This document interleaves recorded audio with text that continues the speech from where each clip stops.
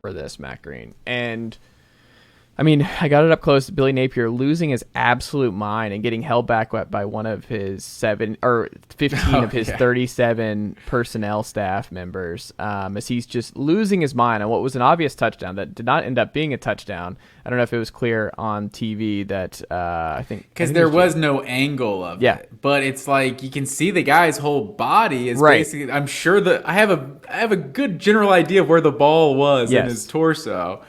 But there wasn't a real angle of it. Yeah. So but it just took forever. I think that's probably what Napier was upset about. It's like we've waited 5 minutes. It's like now we're making an announcement. We're going to review the play. So what the hell have we been doing? If we're just hanging around getting here? held back and just screaming and losing his mind. And then, but the other thing is like Tennessee ended up, I mean, obviously the personal foul, 15 yards. So we get 1st and goal from like the half-yard line. So that was just dumb. It just gave Tennessee. What would that have been? Do you know? Was that 4th and goal or 3rd and goal? It was one of the two. I think it might have been 4th and goal if they didn't get that in. I want to say it would have been, but it might have been 3rd and goal. And Napier, obviously, 15-yard and Swartzman, like 1st and goal from the half-yard line. Tennessee gets in right after that. But like the deep bomb down the right side, 4th and 2. Like I think they were at the Florida 27 when they went for it there. There was no respect for the Tennessee secondary. And look, I respect it because there were moments I remember. So we sat next to super nice Florida fans. Like on our side near the 50, and this was on the obviously where the Florida tickets were, and they were starting to blend in. So we were in the Florida section. That would have been horrific, but there were a lot of like inflatable Gators in our section, so people were like throwing around inflatable Gators, which was funny. And then one Tennessee fan like did this whole thing and like stabbed it multiple times and got so we're just condoning murdering alligators. Is that what we do in Neyland Stadium? Man, unacceptable. I mean, the checkerboard was. They were eating gator on College game day. Yes, and you just turnage went in, so Kamal Hadden gets banged up, and this is where it's just so amazing, like how every single play matters and how on your game you have to be and how much you have to know the scouting report. Because I turned to the Florida fan and I was like, oh God, Turnage is in. And I think Turnage was on Ricky Pearsall on that play. And I was like, they're going to Pearsall. Like they're going to challenge Brandon Turnage, who has not played. And basically has been a train wreck at the corner spot with Warren Burrell messed up, Kamal Hadden getting shaken up. And it's like suddenly Tennessee, D. Williams already out. Like there's no depth at the secondary. And the depth that we do have is just not great. And they immediately challenge him and he gets beat deep. And that was it for him on the outside. But I don't know. I thought Richardson really surprised me. I think Richardson did a lot of good stuff. The annoying thing about Richardson, and now when I heard the Big Ben comparison from a couple weeks ago, people were like, oh, I don't know about that. The thing about it is, and where I see it and seeing it up close, Tennessee should have had like 4 or 5 sacks in this game. Where Richardson was going down, and he's just so big, and he's so hard to sack. Like, it is a skill for him that he is going to turn 3rd and 17 off a sack into 3rd and 10, because he is able to get the ball. Like, his strength to still force an incompletion when he's going down, and Tennessee's got 2 dudes pulling to the ground, like either if it was Byron Young, if it was Joshua Josephs, who got a couple opportunities there. Mari Thomas had a really big game at the defensive tackle spot. I don't know. Like, he is just really, really frustrating to bring down, and that saved a lot of Florida drives. But, I mean, Florida's receivers stepped up. Shorter and Pearsall were top-notch in this game. But it was one of those where I was like, the way they're playing, it's just not going to keep up with Tennessee, because Tennessee, right away, like the answers. And, I mean, the 99-yard drive to end the second quarter right before half, and then to score right out of the gate in the third quarter was just the backbreaker, where I was like, Florida can't keep pace with this. And the 99-yard backbreaker on the road right before the half when Tennessee gets the ball back is something you just can't do. But that was the thing. It felt like so many of those Tennessee drives were backbreakers, but Florida just like kept getting up off the mat, and they just kept responding. And that's why, well, for one, I think this was the best game I've seen Anthony Richardson play. Like, he was actually like, say they were Tennessee, maybe their secondary is a question, but it's also like, no, there's no question. I'm sure part of the game plan is let's leave these corners on an island, and let's see if Anthony Richardson can actually beat us with his arm. And a lot of times he did. I mean, he made some perfect throws, and more than anything, just Billy Napier, I think deserves the most credit in this game for just keeping them in it. Because without the fourth downs, he knew we have to be able to score with Tennessee to win this game. The only way we can win is scoring touchdowns. Even some were like, you should probably take the field goal here. Even in field goal range, they he missed one early, and I wonder if that spooked him. That's possible, but it's it felt. There's also the element of you had to have touchdowns to win this game, and for the most part, they put together a lot of touchdown drives, almost 600 yards of total offense. So this is an incredible game and a huge win for Tennessee. This is exactly what they need. And the bye week, I didn't realize the bye week until you said that. It couldn't be a more perfect time for a bye week, honestly. Have a letdown game after beating Florida, pounding your chest, in the top 10 now. Huge deal. Now you got a whole week, go to Baton Rouge, and then Alabama the week after that, right? Yep. So who knows? This is what we wanted. I told you before the season started. If Tennessee starts the year 5-0, it almost doesn't matter what happens the rest of the way. Do they come back to game day for Bama, Tennessee? Do we get 2 game days this fall? I mean, I don't know how you don't. I mean, that's what, 3 weeks from now, I guess, if they have the bye week. Just knowing how the top 10 works, somebody's probably going to lose at some point. Tennessee could be up by 5 or 6 at that point. Who knows? They might be 4. If they're beat LSU, that's a lot of time for. I mean, Clemson probably. I mean, with their schedule. But you got Clemson, Michigan. I don't necessarily know who they're going to lose. USC is definitely. Kentucky is one ahead of Tennessee right now, and I mean they have at Ole Miss next week. I'm sure most people. I don't know what that line is right now, but I would imagine Ole Miss is. Yeah. Okay. So they're going to be favored in that one, Ole Miss. So. Yeah, I think Tennessee, they could definitely get in the top 7 or 6 for that one. Game day's got to be there. Third Saturday of October, you got to be Also, there. when are we ever going to see this again where they're both undefeated at the exact same time? This is just... For sure. I mean... the other thing, too, is... So I've seen a lot coming out of this is... This was Hendon Hooker's Heisman coming out party, right? And seeing it... I don't know if it came across on TV, but, Hooker was making so much out of nothing. The offensive line was getting killed. And Florida deserves a lot of credit for what they did in the run game. Jalen Wright didn't have a good game. Jahari Small had a few big runs. But by and large, Tennessee is still not really running the ball great to this point. But Hooker was running for his life. But he was able to just turn something. The Heisman moment part of it is just that, okay, no Cedric Tillman. That had me extremely nervous going in.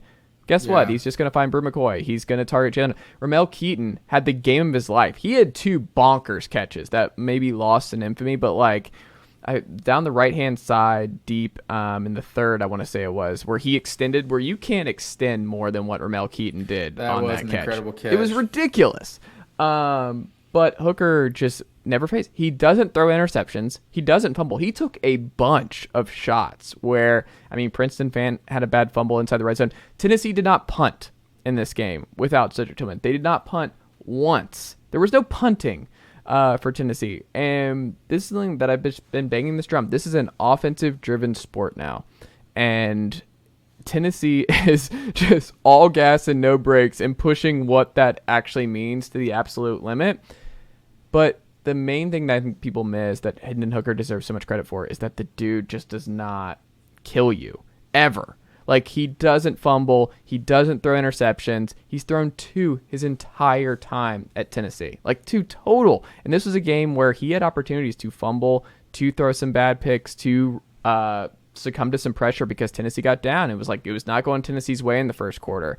And it easily could have gone awry. And the dude is just not fazed by anything. Hendon Hooker is so strong mentally that it's unbelievable because you can get beaten up where you're like, oh man, I just went down and scored, and then the defense immediately is a turnstile and we're giving it up. It's hard for quarterbacks to be like, hey, I'm going to have to score 45 because our defense is going to give up 42 every week and still just do that.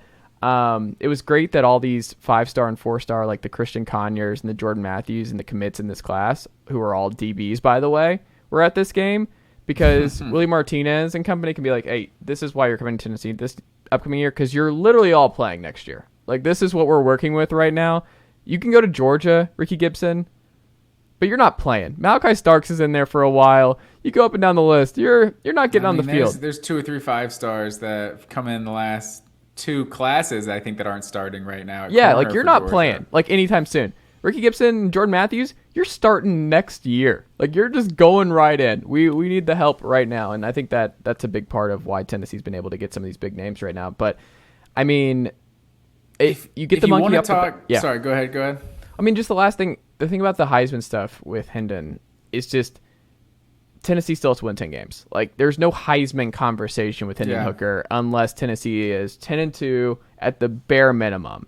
Like you just don't see Heisman winners in that bet. Like it's just you have to win. You have to be in the college football playoff conversation. You have to be there in November, December, and it's just it's not time. Like we're not there yet. Like we still have a lot of football in Tennessee. It will not be in his power to really get in that Heisman conversation because like they still just have to win 10, maybe even 11 games for him to really make the finalist. That's where I disagree, though. I mean, if you want to talk Heisman like in September, like Hendon Hooker is definitely in that conversation this early on.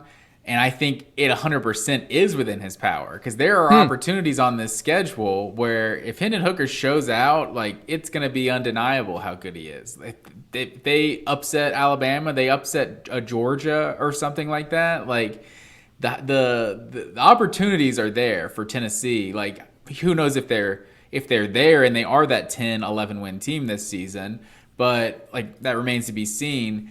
The one thing, and as good as he looked, because I thought Hendon Hooker played a great game, I think you still do have to worry if you're Tennessee about this is a Florida team that didn't look very good against South Florida, right? That didn't look very good against Kentucky, both playing at home. Why was Anthony Richardson? How was Anthony Richardson able to come in to this just hostile environment that Neyland Stadium was on Saturday? And have like the best game of his career, honestly. Like they're like 450 yards. Like I can tell you, the secondary was just bad, and there's no depth. There is no depth in the secondary. They are. I mean, not even having Warren Burrell was a huge issue. Who's not been good to this point. So I mean, that's what happened. Is Richardson they were just like the bodies were not there. Like this is an extremely limited Tennessee secondary. Now the pass rush was great, but the secondary is not good. And that's where I would worry because Jaden Daniels to this point has been a better player than Anthony Richardson until we saw him play Tennessee, right? So he also gets to play Tennessee and he's going to play him at home. And LSU has some really good wide receivers, assuming Bootie's back with the team next weekend. I think it's just like the birth of his daughter. Was that just this past weekend?